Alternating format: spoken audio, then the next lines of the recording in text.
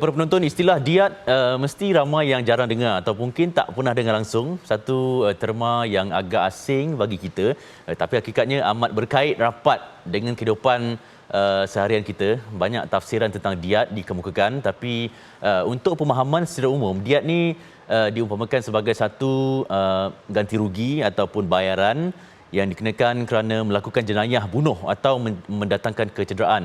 Saya quote tulisan bekas Mufti Wilayah Persekutuan Datuk Dr. Zulkifli Muhammad Al-Bakri di laman web rasminya. Para fuqaha berbeza pendapat tentang diat. Namun mereka ada mengklasifikasikan diat kepada dua kategori. Pertama, diat mughalazah atau diat berat, iaitu ganti rugi atau bayaran yang dikenakan untuk kes-kes kematian dan kecederaan yang dilakukan dengan niat. Okey?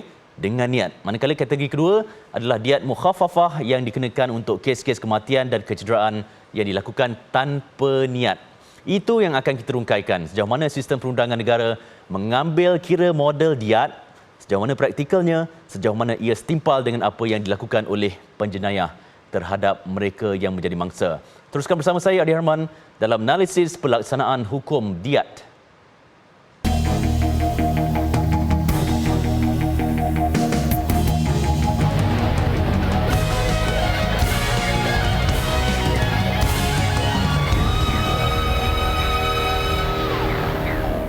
Baik, pelaksanaan hukuman diat. Bersama saya di studio dua panel yang arif tentang topik ini. Di belah kiri saya, paling dekat dengan saya, Profesor Madya Dr. Muhammad Azam Muhammad Akil, Ketua Pengarah Institut Kefahaman Islam Malaysia IKIM. Assalamualaikum, Prof. Waalaikumsalam warahmatullahi. Alhamdulillah. Di sebelah kiri Prof ialah Profesor Madya Dr. Khairil Azmin Mokhtar, Pensyarah Kuliah Undang-Undang Ahmad Ibrahim UIAM. Assalamualaikum, Prof. Waalaikumsalam warahmatullahi. Alhamdulillah, baik, kedua-duanya tampil segak hari ini bersama saya. Soalan pertama kepada Prof. Dr. Azam, penjelasan ringkas sebagai mukadimah. Kita nak penonton jelas tafsiran tentang hukuman diat ni dari sudut pandang Islam. Adakah ia sebahagian daripada perundangan syariah? Okey, terima kasih Ardi. Assalamualaikum warahmatullahi wabarakatuh. Waalaikumsalam warahmatullahi. Para penonton sekalian, bila kita bercakap tentang undang-undang jenayah Islam, kita kena pergi pada perbincangan yang lebih umum sebelum saya masuk pada diat. Jadi bila kita bincang tentang undang-undang jenayah Islam, dia adanya hudud, qisas, ta'zir. Betul. Hudud tu kita tahulah maknanya kesalahan yang tertentu yang telah ditentukan Allah Subhanahu Wa Taala. Kalau kita bercakap dalam konteks yang melibatkan hukuman, dia itu melibatkan hukuman mati, ada beberapa kesalahan di bawah hudud dah yang melibatkan hukuman mati. Di antaranya ialah penzina muhsan. Penzina muhsan ni ialah orang Islam ataupun kalau setengah-setengah tempat itu tak kiralah, dikira orang lah, orang yang sudah mukallaf, yang sudah berkahwin, yang melakukan zina, maka dihukum dengan rejam sehingga mati. Kemudian kita ada hirabah, iaitu merompak. Merompak ni dia ada merompak yang melibatkan pembunuhan. Dan dia dapat harta tersebut. Kadang-kadang dia bunuh, dia tak dapat harta tersebut. Maka dihukumkan dengan hukuman bunuh. Dan ada juga pandangan disalib. Dan ada juga pandangan dibuang daerah. Kemudian kita ada burah. Burah ni dia derhaka. Dia kepada negara, dia dihukum bunuh. Di sini juga ada perbincangan di kalangan ulama lah, sama ada buruk ni di bawah hudud ataupun ta'zir. Kemudian kita ada murtad. Murtad ini ialah mereka yang keluar pada Islam, yang mengaku dia bukan Islam, dan dalam masa yang sama dia sebagai orang panggil menyerang Islam itu sendirilah. Tapi di sini ada perbezaan pandangan di antara mazhab lah, dalam sama ada dia dihukum membunuh dan sebagainya. Tapi apa yang saya nak sebutkan sini itu adalah hukuman hudud yang melibatkan hukuman bunuh lah, bagi kesan-kesan hudud. Ada kesan-kesan hudud yang lain, saya ingat masa tidak ada untuk saya bincang. Tapi kisos, ini yang di mana datangnya perbincangan dia ini. Jadi kisos ni kalau kita balik kepada hukuman asal yang ada dalam Quran, dia disebut kisasun, iaitu hukuman setimpal. Iaitu kalau kita merujuk kepada kitab-kitab daripada nabi-nabi yang sebelum Nabi Muhammad. Ini agama wahyu daripada langit. Jadi kalau kita tengok dalam agama Yahudi, dia pun ada, iaitu dipanggil an eye for an eye, iaitu dia panggil just retaliation, an eye for an eye. Maknanya you bunuh balas lah, bunuh balas. Ya. Jadi benda ni juga ada dalam ajaran yang dibawa oleh Nabi Isa. Jadi datangnya Islam pun kita mengekalkan hukuman ini, dan ini bukan hukuman orang Arab Jahiliah. Saya kadang-kadang ada orang kata ini bukan undang-undang Arab Jahiliah. Tak. Sebenarnya ada undang-undang adat yang terpakai dalam Arab Jahiliah tu dia ambil daripada peninggalan daripada agama wahyu daripada Yahudi dan juga Nasrani yang dianggap sebagai ahlul kitab, yang bagi ahli kitab. Jadi di sinilah dia itu datang macam mana, iaitu bila ada just retaliation, iaitu hukuman balas timpal. Jadi kalau dia membunuh orang, A bunuh B, maka balasan dia ialah dia dibunuh balas balik. Tapi dalam hal ini mana datang ni diat? Iaitu sebagai ganti. Kalau hukuman bunuh itu tidak dibalas dengan hukuman bunuh, maka dia disebut sebagai diat, iaitu blood money. So dia asasnya itu ialah balasan setimpal, balasan setimpal. Kemudian dalam konteks yang sama dia ada pengampunan, iaitu dia panggil pardon. Pardon. Ini juga ada kaitannya dalam bila kita sebut kisos, diat di bawah itu dan juga pengampunan. Nanti saya akan bincang dengan panjang lebar bagaimana dia berkaitan. Kemudian kita ada satu lagi sebelum saya habis ni, iaitu takzir. Itu selain daripada hudud dan kisos, apa sahaja, ataupun ada dalam kesalahan hudud tapi nak bersabitkan itu tak cukup syarat, tak cukup bukti, maka dihukumkan dengan hukuman ta'zir. Itu sebagai permulaan lah. Terima kasih Prof Azam. Prof Khairil, di Malaysia sejauh mana konsep diat ni? Adakah ia satu yang masih baru ataupun mungkin dah lama tapi tak diwar-war, tak dijulang sebagai satu sistem perundangan Islam? Terima kasih Ardi. Memang isu diat ni baru timbul ya.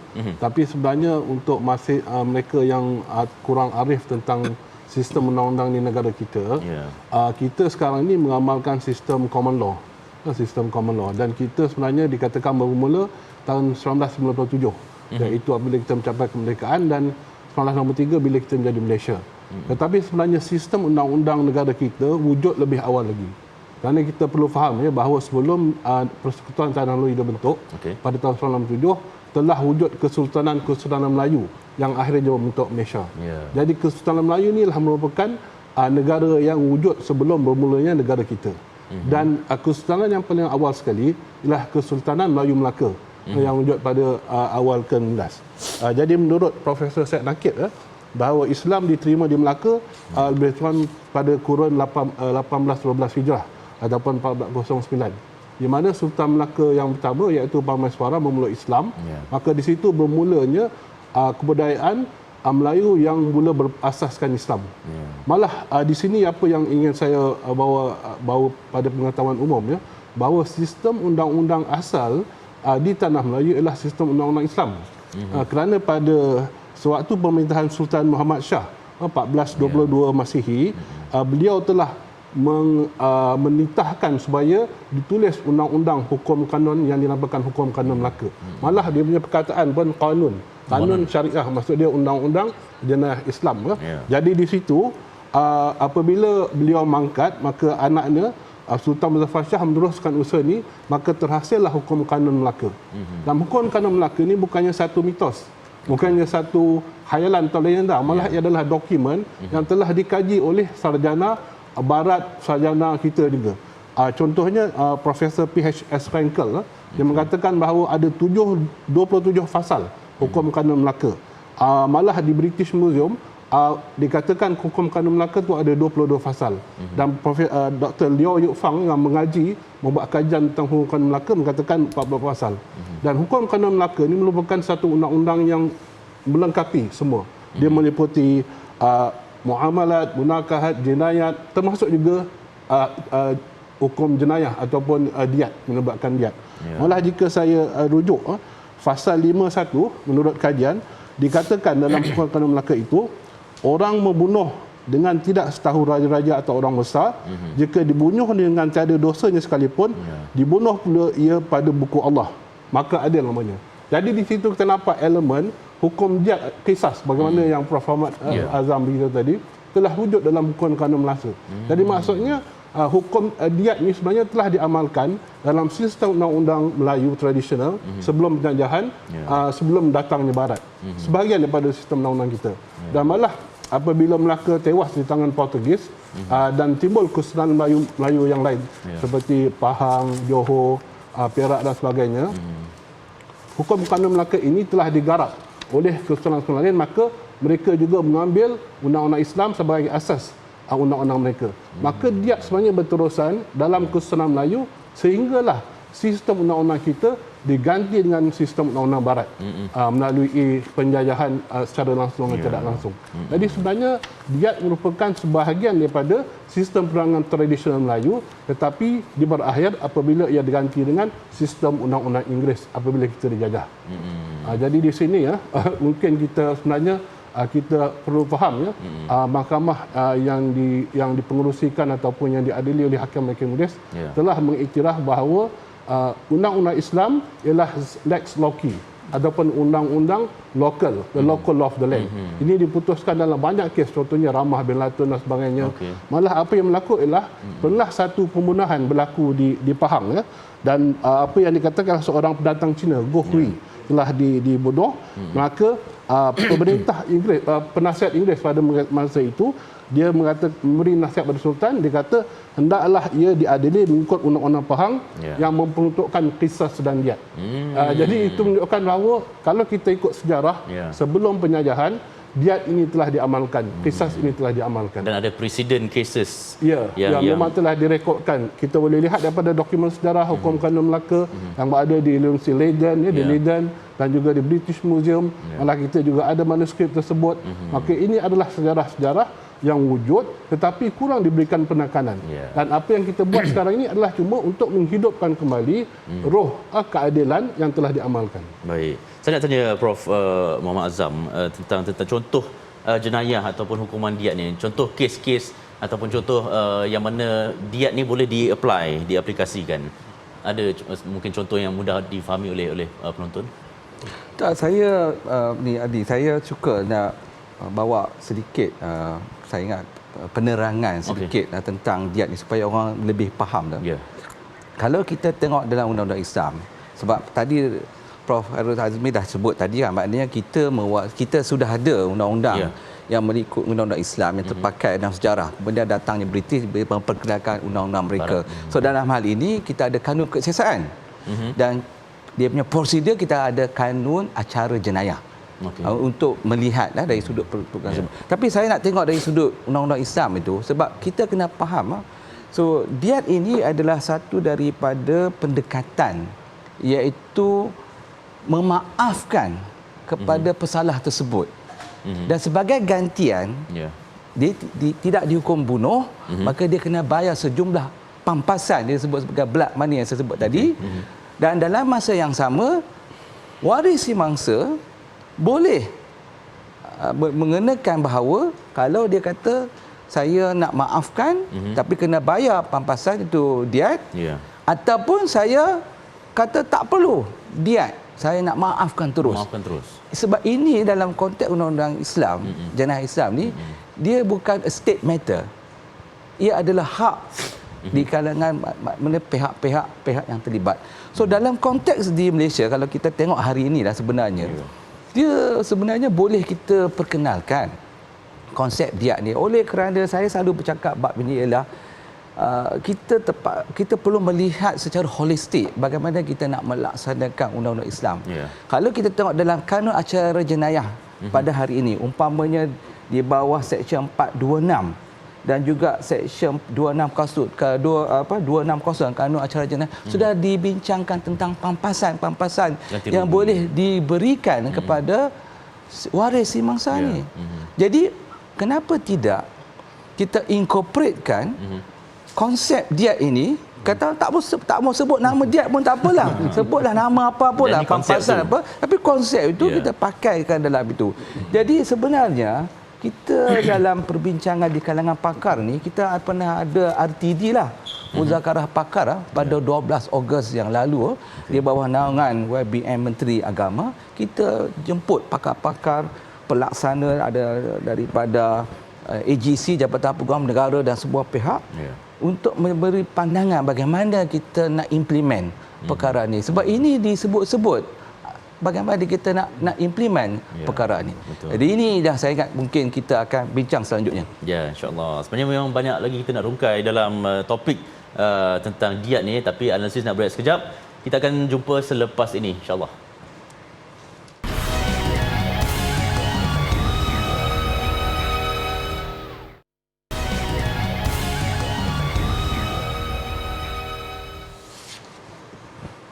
Saya juga menyaran pihak-pihak yang berkenaan supaya menentukan cadangan saya untuk mewujudkan hukuman diat ini dapat dikaji dan dilaksanakan dan diteliti dan dilaksanakan di negeri Pahang dan di Malaysia amnya.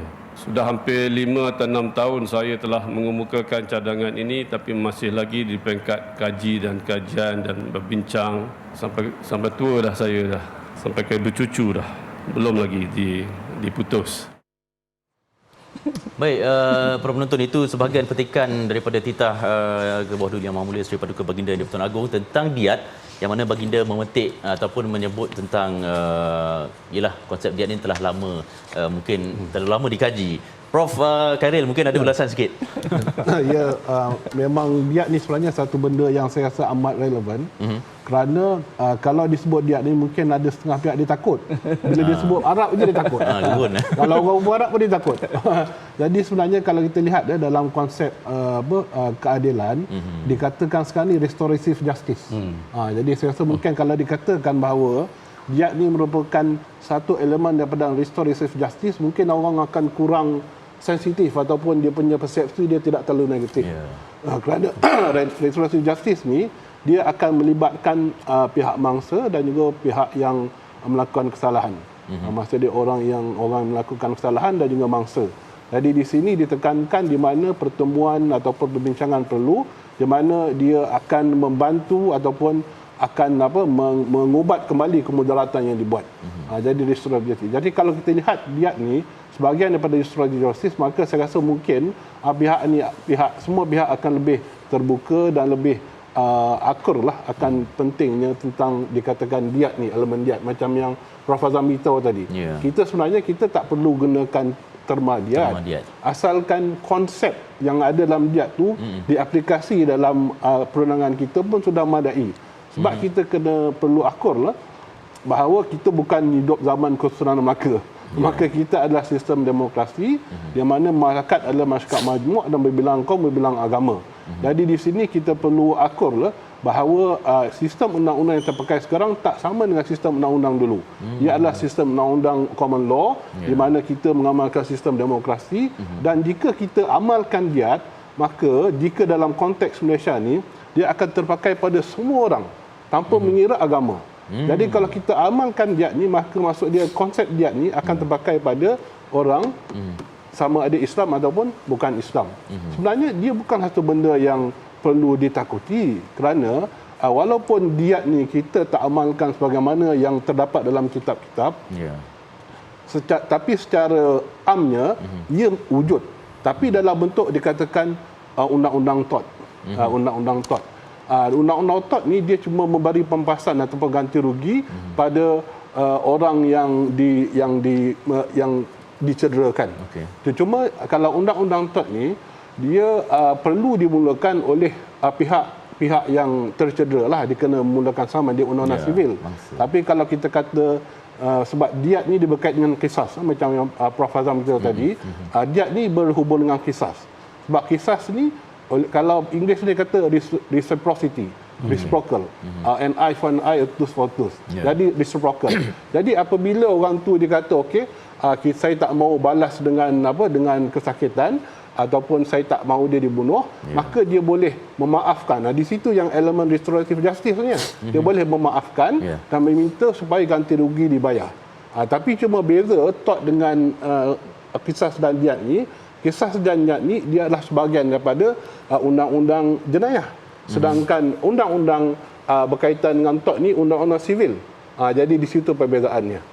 Jadi sebenarnya kalau kita nak keadilan, maka saya rasa diat ni sebenarnya dia amat cantik sekali.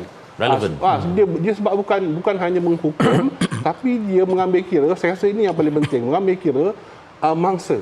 Kerana jika orang, contoh dia, jika orang tu disakiti, orang yang pesalah tu dihukum penjara ataupun sebat dan sebagainya. Tapi yang mangsa tu tak dapat apa? Merana tak dapat apa. Betul. Tapi kalau kita amalkan konsep justice ni, restoratif ni, maka di situ orang yang menjadi mangsa akan mendapat pampasan ganti rugi, dan orang yang menyakiti pun dia akan dapat satu kesedaran. Jadi di situ banyak sebenarnya kebaikan.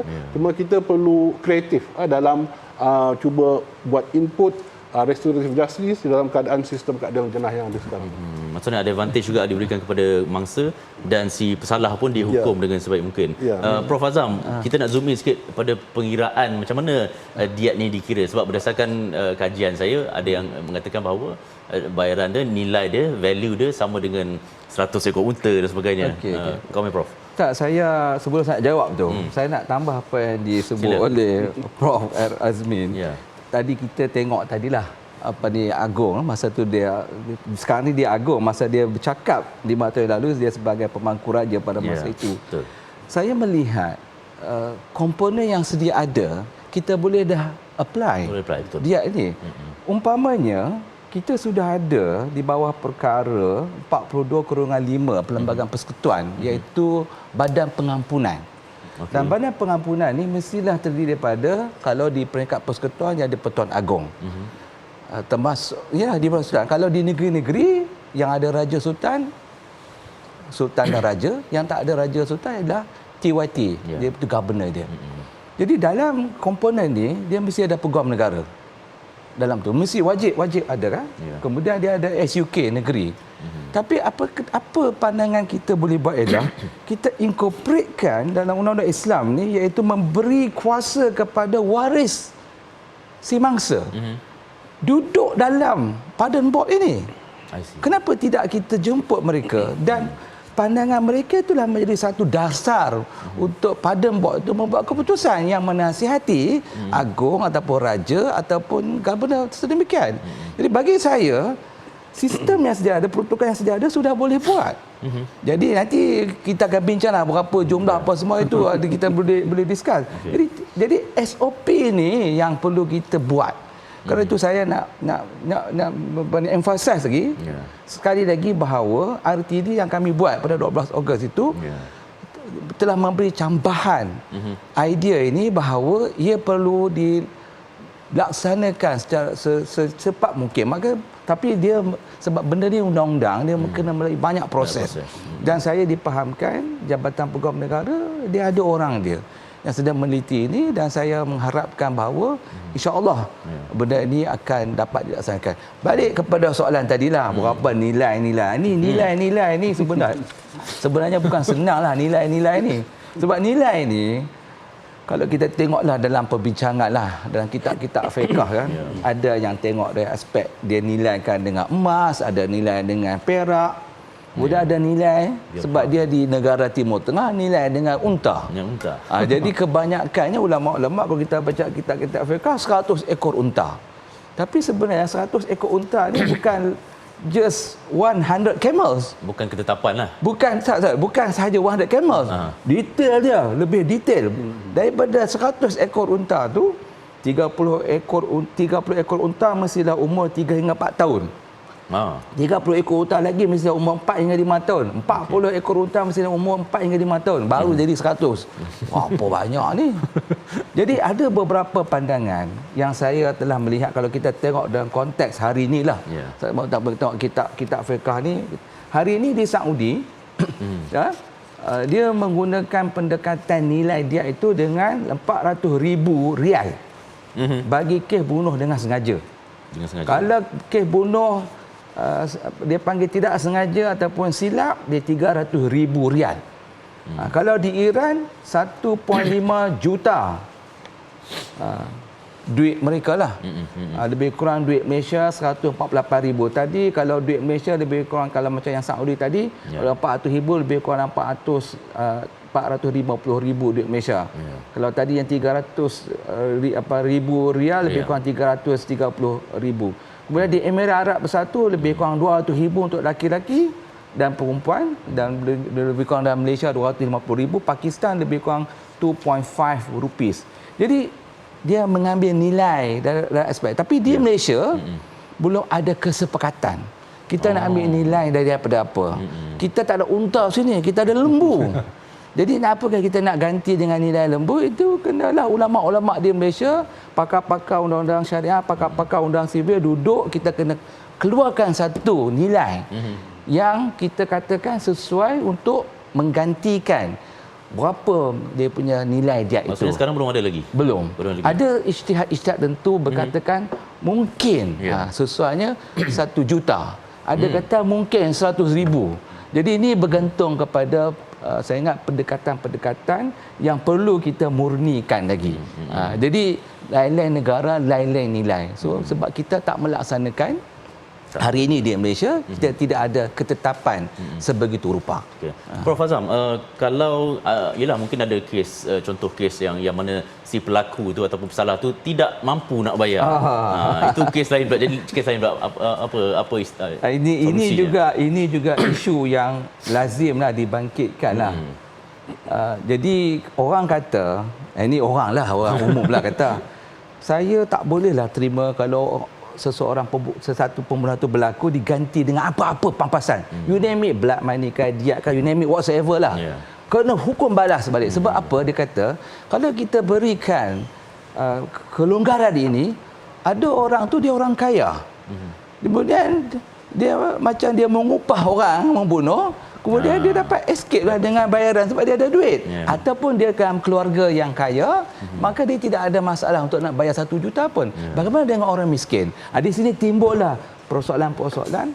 Mungkin kena ada satu tabung, disebut sebagai takaful. So takaful ni mungkin dalam aspek kerajaan ke, dalam aspek persatuan ke, ada aspek individu ke, ada satu dana. Tapi saya masih ingatlah, dalam konteks Islam ni, masyarakat yang rapat, neighborhood yang rapat, dia mesti tahu apa yang berlaku dalam kawasan dia.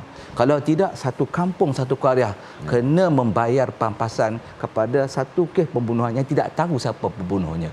Jadi dalam kes ini adalah perbincangan di sini, iaitu bayaran pampasan terhadap pembunuhan itu yang ditanggung oleh masyarakat setempat ataupun tabung tadi.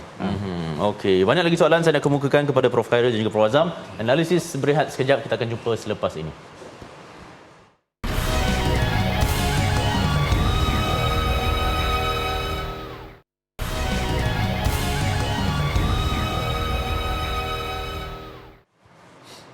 Ini nak menunjukkan bahawasanya ialah merupakan salah satu daripada sistem keadilan di dalam Islam sebenarnya. Islam ni bukan saja aspek untuk menghukum semata-mata, malahan adanya satu alternatif yang lain untuk dibolehkan juga sebagai satu punish untuk hukuman juga, tapi hukuman dalam bentuk bayaran denda kepada mereka melakukan kesalahan tadi. Sebenarnya apabila sebut berkenaan dia terus, saya telah formkan satu buat round table untuk berkenaan membincang berkenaan dengan diat. Kita panggil pakar-pakar yang leadnya daripada JKSM, yang panggil di kalangan pakar-pakar undang-undang, di kalangan pensyarah-pensyarah universiti, di kalangan pengamal undang-undang, lawyer sebagainya, membincangkan bab berkenaan dengan diat tu. Baru kita buat first round berkenaan round table dulu ni. Dan mungkin kata saya minta supaya explore lagi lah. Kerana diat ni sebenarnya konsep dia ialah untuk kita nak mengganti terhadap apa yang kita telah lakukan kesalahan terhadap orang. Persoalannya diat hari ini siapa nak bayar? Sepatutnya tuan yang salah kena bayar, bukannya orang kata daripada fund mana-mana lain. Itu benda-benda yang kita kena explore, nak bincang kata tadi. Sekurang-kurangnya 2-30% tu dah dibincang untuk explore kita benda-benda tadi, dan kita harapkan perkara itu dapat diteruskan untuk kita dapat menjadi realiti dan jadi satu dokumen yang boleh untuk kita praktiskan dalam realiti masyarakat negara kita. Baik, petikan wawancara berita Al-Hijrah eksklusif baru-baru ini bersama YB Menteri. Prof Khairul, ada disebut tadi roundtable discussion RTD telah dilakukan pada 12 Ogos 2022.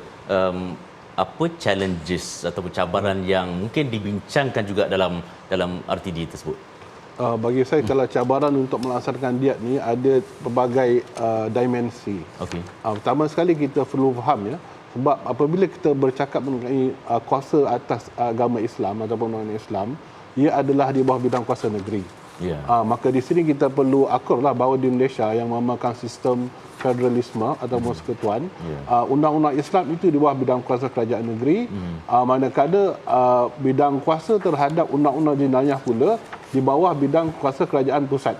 Jadi walaupun kita bercakap mengenai diat undang-undang Islam, tetapi sebenarnya ia akan diuruskan oleh kerajaan pusat. Maka di sinilah dia punya cabaran dia. Apa yang perlu ialah kerajaan pusat perlu melihat kesalahan-kesalahan yang berada dalam kanun kesiasaan dan untuk memastikan kesalahan yang manakah yang jatuh dalam kategori kisas dan perlu pada diat. Maka di situ kita mungkin antara mungkin cabaran yang pertama sekali ialah jika kita nak menerapkan konsep diat dalam sistem keadilan jenayah di negara kita, maka dia akan terpakai pada semua orang dari pelbagai agama. Itu pertama sekali. Dan keduanya, dia akan dikuatkuasakan oleh Mahkamah Sivil. Jadi Mahkamah Sivilnya, macam mana kita faham, undang-undangnya perlu dibuat oleh Parlimen.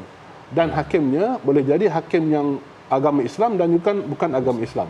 Jadi apabila kita nak mengamal konsep diat, maka konsep ini perlu dia fahami bukan sahaja oleh hakim Islam, malah hakim bukan Islam juga. Dan orang bukan Islam juga perlu faham sebenarnya apa sebenarnya yang kita nak capai apabila kita melaksanakan diat. Dia bukannya manfaat untuk orang Islam sahaja, tapi manfaat untuk semua. Sebab dia konsep keadilan di situ yang kita perlukan. Jadi satu lagi dimensi yang bagi saya mungkin betul-betul agak mencabar ialah apabila bagaimana Prof Azam sebut tadi berkenaan dengan lembaga pengampunan. Jadi lembaga pengampunan ini ada di setiap negeri dan dipengerusikan oleh sultan setiap negeri. Dan untuk wilayah persekutuan juga pula ialah yang Tuan Agong. Maka di sini perlu satu kerjasama jika kita nak laksanakan oleh semua negeri dan juga kerajaan pusat. Di mana sebagaimana kita maklum pertama sekali ia memerlukan persetujuan pada setiap kerajaan negeri. Ini satu cabaran yang besar. Dan juga kita perlu meyakinkan kerajaan pusat untuk mengamalkan bagaimana yang Prof Azam tadi untuk membenarkan keluarga mangsa terlibat dalam proses pengampunan. Satu cabaran juga. Dan seterusnya apabila kita nak melaksanakan, jadi dia akan perlu meyakinkan pada semua orang, bukan saja orang Islam, malah orang bukan Islam, bahawa ini adalah satu sistem yang adil untuk semua. Bukannya hanya untuk melaksanakan Islam, tapi keadilan untuk semua. Itu perlu faham. Dan perlu juga kita akurlah, apabila kita bercakap dengan kuasa untuk mengampun, kita sebenarnya menyentuh juga kuasa raja-raja.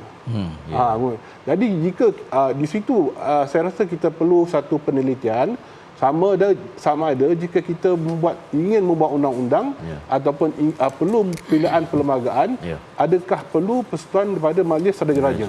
Kerana jika kita ingin membuat sebarang pilihan perlembagaan yang menyentuh pada kuasa raja-raja, maka perlu persetujuan daripada Majlis Raja-Raja. Jadi bukan sahaja setiap negeri perlu setuju, malah setiap raja perlu setuju tentang idea ini. Baik. Prof Azam, yalah mungkin saya yakin Prof antara yang hadir RTD tersebut. Apa lagi yang dibincangkan? Okey, terima kasih Aldi. Saya sokong apa yang Prof Rizal sebut tadi. Saya sangat sokong, maknanya apabila kita nak menilai, nak membincangkan perkara ini, oleh kerana dia melibatkan satu benda yang saya ingat pembaharuan lah dalam undang-undang jenayah yang ada. We are not talking about jenayah Islam sahaja dah ni. We are talking about undang-undang jenayah di Malaysia yang kita nak incorporate dia ini, yang pampasan ini dalam sistem yang sedia ada. Bagi itu dia kena bawa ke Majlis Raja-Raja supaya sultan-sultan tahu perkara ini, supaya sebab mereka yang disebut tadi, mereka adalah ketua dalam pengampunan, badan pengampunan tersebut. Sebenarnya dalam RTD yang dianjurkan bersama oleh JKSM dan juga IKIM pada 12 Ogos, kita telah keluarkan sebanyak 12 resolusi. Dan saya rasa masa tak cukup untuk saya nak baca semua 12 resolusi, tapi saya nak ambil beberapa perkara yang penting dalam resolusi ini. Yang pertama sekali ialah pelaksanaan konsep pampasan ini yang disebut dia ini hendaklah dilaksanakan ke atas orang Islam dan bukan Islam dan negara ini, dan penekanan itu ialah kepada penekanan al-afu, iaitu memaafkan. Dan ini ditekankan dalam Al-Quran seperti yang saya sebut tadi, kita maafkan dia sebagai ganti ada pampasan. Tapi sebenarnya tadi saya tak ingatlah kita sebenarnya di samping dia bayar pampasan, orang kata dia boleh escape lah, walaupun ada tadi dia sebut RJ itu sebagai satu pada cara itu. Sebenarnya rulers ataupun pihak berkuasa boleh mengenakan hukuman penjara sebagai gantian saja lagi, sebagai gantian daripada dia tadi dia escape daripada dihukum bunuh. Maknanya dia boleh dikenakan diat dan juga kena hukuman penjara. Boleh dibuat. Jadi ini ada juga argument orang kata, kalau macam tu senanglah kan nak bunuh orang kemudian bayar denda, bayar pampasan. No. Bebas. Boleh dihukum penjara dan ini boleh dibuat lah. Tapi hakikatnya dia ada konsep memaafkan. Kemudian saya nak sebut tadi di sini ialah tentang bagaimana keberanian pihak kita lah untuk kita nak membina undang-undang substantif dan undang-undang prosedur yang ada dalam kanun kesiasaan, dalam kanun acara jenayah. Dan saya telah sebut tadi bagaimana Seksyen 426, Seksyen 260 kanun acara jenayah itu boleh kita masukkan elemen-elemen pampasan dan diat ini. Dan dalam masa yang sama kita perlu melihat bahawa bagaimana kita nak, tadilah yang saya sebut tadi, disebut dalam resolusi, nilai diat itu kita kena datang, kita kena buat segera. Jadi macam Menteri sebut tadi, mesti ada lagi susulan. InsyaAllah saya mengambil kesempatan itu, IKIM dan JKSN kita akan duduk lagi, kita akan berbincang dalam hal ini bagaimana kita nak supaya dalam akhirnya nanti Jabatan Program boleh membuat satu peruntukan nilai itu. Ya, makna dia mestilah, kalau dalam konteks di Malaysia, saya ingat konsep dia mestilah selesai di bawah Jawatan Kuasa Perundangan, di bawah MKI. Kemudian bawa kepada mesyuarat induk MKI, kemudian bawa kepada mesyuarat Majlis Raja-Raja, kemudian barulah kita boleh implement. So it's a long way to go. Ya, itu YB Menteri sebut tadi baru 20 hingga 30%. So banyak lagi perkara yang akan dibincangkan. Sedikit soalan yang baru terdetik tentang kes-kes yang melibatkan kecuaian. Mungkin ada setengah profession macam doktor kan yang tak sengaja menyebabkan kematian ibu yang baru melahirkan sebagainya. Bagaimana diat terpakai kepada kes sedemikian? Soalan pada saya kah? Okey, dia sebenarnya dalam, kalau kita nak ambil dalam konteks Islam pun, dia sebenarnya kalau kita ambil undang-undang jenayah Islam tu dia ada dua jenis diat. So satu dipanggil diat asliyah, satu dipanggil diat badaliyah. So diat ini yang kalau kita panggil diat asliyah ni ialah yang itulah yang tadi kita sebut tadi, kalau ada kecuaian dan sebagainya itu. Itu yang boleh diambil sebagai ganti rugi lah, ganti rugi. So di sini umpamanya kalau kita ambil sebagai contohnya, iaitu kalau berlaku kecuaian, selalunya kita dalam konteks sekarang ni selalunya sama ada orang saman kerajaan, kerajaan kena bayar. Jadi sekarang ni macam mana semua kerajaan kena tanggung? Teruklah kerajaan. Jadi mungkin ada satu tabung. Itu dia panggil takaful ke apa, you name it lah, untuk mengatasi bab ini. Dan ini sebenarnya sudah ada dalam undang-undang jenayah Islam. Dia ada kalau berlaku kecuaian. Saya kalau tak silap saya, Dr. Siti Zubadah, Prof. Maida Dr. Siti Zubadah dalam dia punya PhD thesis dia banyak dia menceritakan dari sudut diat, dari sudut kemenangan jalan raya, diat dari aspek kecuaian macam-macam lah. Kita jangan silap faham diat ni hanya untuk menggantikan hukuman bunuh, kecederaan pun. Dalam kalau kita tengok dalam kitab fiqh tu, detail. Kalau luka sampai ke kuku ni pun berapa nilai dia nak kena bayar ni. Kuku baru ni, belum lagi jari. Dia macam kecuaian tu. Ini sama ada kecuaian tu daripada doktor ke kecuaian daripada individu semua. Ini saya ingat sudah ada dalam kita punya sistem yang ada. Cuma kita incorporatekan dia. Dan saya sekali lagi saya suka pendekatan yang harmoni. Kita tak perlu namakan dia sebagai undang-undang Islam dan sebagainya. Kita mengguna pakainya untuk apa yang ada dalam undang-undang sivil sekarang ni, iaitu di Mahkamah Sivil, dan applicable konsep Islam ini applicable dalam undang-undang sivil, terpakai pada orang Islam dan bukan Islam. Dalam masa yang sama kita memperkasakan mahkamah syariah. InsyaAllah. Itu betul tu, memperkasakan mahkamah syariah. Soalan seterusnya kepada Prof. Khairil. Sebentar lagi kita akan berehat sekejap. Analisis kembali selepas ini.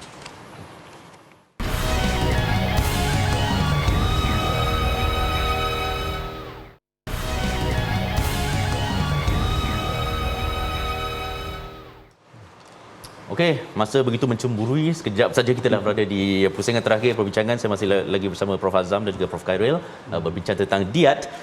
Prof. Khairil, secara keseluruhannya, bagaimana melihat manfaat murninya diat ni sebenarnya?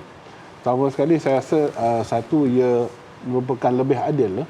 Kerana dia adil bukan saja kepada masyarakat, tapi dia memberi keadilan pada mangsa. Bagi saya itu adalah fokus utama. Mangsa yang menjadi mangsa jenayah. Kerana jika sistem keadaan jenayah yang ada sekarang ini, mangsa jenayah tidak memperoleh apa-apa. Jadi jika kita melaksanakan konsep restorative justice ataupun konsep diat ni, maka dia akan membantu mangsa jenayah dalam pelbagai aspek. Dan daripada satu aspek pula, maka pesalah juga akan disedarkan daripada kesalahan yang dilakukan.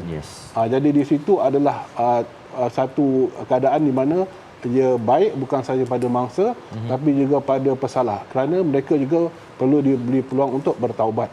Kerana macam sekarang ni banyak kes-kes di mana keluarga mangsa mahu tahu kenapakah penjenayah itu melakukan jenayah terhadap mungkin ahli keluarga mereka. Maka di situ penting, malah kita dapat lihat ada memang mangsa-mangsa, keluarga mangsa yang kata mereka memaafkan penjenayah. Contoh dia dalam kes-kes bunuh.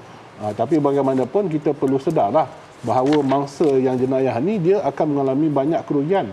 Jadi dari situ kalau contohnya di kecederaan, kerana kisas dan diat ni bukan saja berkenaan bunuh. Bukan, macam mana yang Prof. Azam itu bukan kecederaan juga. Jadi kecederaan dikenakan tu menyebabkan lumpuh, tidak boleh bekerja, hilang kemampuan, mata pencarian. Maka di situlah ganti rugi atau papasan tu boleh membantu mangsa. Kerana apa yang kita ada sekarang ni memang tak ada mendatang, tidak mendatangkan apa, tidak menolong mangsa untuk menghadapi kesusahan yang disebabkan oleh jenayah tersebut. Ini adalah satu aspek yang amat baik. Dan saya juga fikirlah sekurang-kurangnya mungkin dengan cara restorative justice ni, dengan cara diat, kemaafan ini, mungkin akan mengurangkan banduan-banduan di penjara.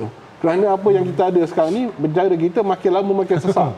Makin lama makin sesak. Jadi mungkin dengan cara ini, kita boleh mengurangkan banduan dan pada masa sama melibatkan ahli masyarakat, keluarga mangsa dan juga ahli masyarakat yang mendapat terketempias jenayah ini dalam menurunkan kadar jenayah, dalam memberikan kesedaran pada penjenayah ini. Bukan saja memberikan peluang pada penjenayah untuk sedar dan bertaubat, tapi juga melibatkan masyarakat dalam mengurangkan kadar jenayah. Jadi sebenarnya banyak benda yang kita boleh mendapat manfaat daripada mengamalkan konsep diat dalam sistem keadaan jenayah yang ada sekarang. Ya. Baik, Prof. Azam, mungkin kita tak menolak kemungkinan ada pihak yang menentang, yang against di diat ini. Apa antara yang mungkin alasan yang dikemukakan oleh mereka kerana tidak setuju dengan diat? Masa yang sikit ni, saya sebenarnya nak tambah sikit sebelum saya, tapi masa ada, tapi saya nak tambah sikit. Saya tak boleh meninggalkan perbincangan sampai. Sebenarnya saya melihat bahawa Islam telah melihat perspektif ni lebih awal. Betul. Hari ni baru orang sibuk abolishment of death penalty. Duduk sibuk-sibuk. Sebenarnya Islam sudah bercakap bab ni, iaitu adanya alternatif, iaitu dipanggil sebagai kemaafan dengan memberi diat ataupun kemaafan sepenuhnya. Kalau kita tengok dalam dunia hari ini 144 negara di dunia sudah memasukkan hukuman mati. Yang kita telah ambil satu step yang agak drastik, iaitu pemasukan hukuman mati mandatory. Dari ini saya sangat satu benda yang saya ingat step yang paling baik yang kehadapan, dan inilah sebahagian daripada saya tidak ada masa nak membincangkan bab itu, tapi saya ingat itulah sebenarnya ada dalam Islam. Tapi menjawab soalan tadi, ada yang menentang lah. Senangnya Ari, konsep dia tanya, tiada maaf bagimu. You dah bunuh bapa saya, you dah bunuh anak saya, mana boleh maaf? Sorry ya. Dia sorry, you go back, you go to hell lah kata. You mati, you go to hell lah sebab you dah bunuh anak saya, you dah bunuh bapa saya. Bapa saya is a breadwinner. Dialah yang membawa yang mencari nafkah. Sekarang ni siapa nak tanggung? Ini juga saya ingat dibincangkan dalam Islam. Jadi Islam ni bukan sahaja dia nak membalas setimpal, iaitu dengan adanya diat, tapi ni keluarga si mangsa. Apa? Keluarga ni mana? Siapa nak tanggung dia? Betul. Kerajaan nak tanggung selamanya. Ini saya ingat, ini penting. Jadi inilah selalunya dia orang tentang gini. Yang kedua, dia kata macam saya sebut di awal lah. Kalau orang tu dia kaya, maka dia hiduplah. Kan? Sebab dia ada duit untuk bayar diat ni. Jadi orang miskin tak dapat. Ini selalu isu ni. Jadi bangkitkan bagi mereka yang menentang tentang pelaksanaan diat. Kemudian nilai diat yang besar. Dia kata ni impossible. Orang boleh nak bayar. Maka kerana itu tak perlu adalah hukuman diat ni. Siapa nak boleh bayar 1 juta? Masuk penjara lah. Sebagai alternatif je. Ini saya ingat perkara-perkara yang memerlu kepada perbincangan lanjut bagaimana kita nak meyakini bahawa undang-undang Qisas sebagai asas itu yang diaplikasikan di bawah diat itu diterima pakai dan sistem yang kita ada ini.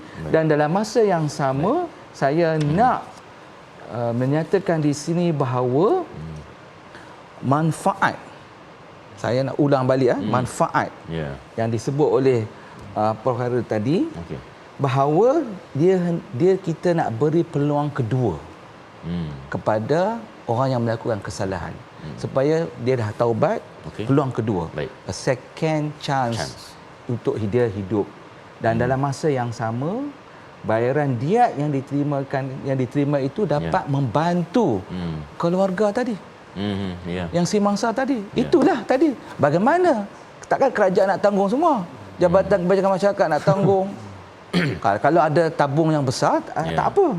Kemudian, satu benda yang saya nak gariskan di sini ialah bagaimana kita nak menggalakkan waris si mangsa memaafkan pesalah.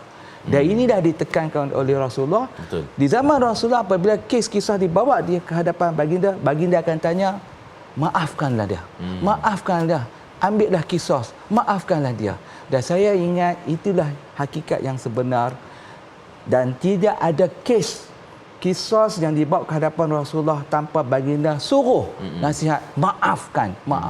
Saya ingat itulah konsep yang sepatutnya kita laksanakan. Alright. Prof, saya minta 30 saat daripada kalian semua. Harapan 30 saat saja. Kita nak masuk maghrib lagi. 30 saat daripada Prof Khairil. Saya harap para pakar undang-undang, alim ulama dan juga para pemerintah dapat bekerjasama dalam menerapkan sistem unsur-unsur keadilan Islam dalam keadilan jenayah yang ada di Malaysia, agar ia dapat memberi keadilan pada semua. Alright, insya-Allah tepat pada masanya. Prof Azam, 35 saya menyahut apa yang YB tadi sebut. Iaitu kita perlu bergerak pantas. Betul. Tadi Tita Agung dia kata dah 5 tahun dah cucu lah dia kata. Tak berjalan-jalan. Sebab bila melibatkan undang-undang ni nak buat pindahan bukan senang. Kita orang undang-undang kita faham lah. Susah. Banyak proses ya. Dan saya menyahut itu, insya-Allah IKIM, JKSM dan pihak-pihak di bawah agensi agama kita akan melaksanakan mungkin the second RTD dan insya-Allah dengan itu kita boleh angkat perkara tersebut untuk dilaksanakan. Insya-Allah. Itu komitmen yang ditunjukkan Prof Madya, Dr. Azam dan juga Prof Dr. Khairil tentang diat ni. Baik, Prof penonton, jenayah membawa padah namun bukan hanya kepada pesalah tetapi juga buat mangsa jenayah. Kerugian ditanggung mangsa atau keluarga mangsa perlu ada gantinya. Mungkin mekanisme bayaran pampasan kepada mangsa jenayah telah ada dalam sistem perundangan negara, namun penambahbaikan dan pemerkasaan diat akan dapat membela dan memberikan hak yang sebelum ini tidak diterima. Selain bayaran pampasan, hukuman diat juga membuktikan indahnya hukuman Islam yang memberi ruang kepada individu terlibat bermaaf-maafan bagi memadam dendam yang berpanjangan. Allah juga berfirman dalam surah Al-Baqarah ayat 237 yang bermaksud dan perbuatan kamu bermaaf-maafan, yakni halal menghalalkan itu lebih hampir kepada takwa. Dan yang di-Persatuan Agong Sultan Abdullah Riayatuddin Al-Mustafa Billah Shah telah menitahkan pelaksanaan hukuman diat sudah dicadangkan oleh baginda sejak 5 hingga 6 tahun lepas, namun sehingga September lalu ia masih di peringkat kajian dan perbincangan. Jadi buat bakal pentadbir kerajaan yang baru selepas PRU15 nanti, segerakanlah pelaksanaan undang-undang Islam ini yang memberikan keadilan untuk semua. Baik, saya Adi Herman, kita tutup tirai. Assalamualaikum. Analisis bukan Assalamualaikum. Kita jumpa lagi. Selamat petang Malaysia.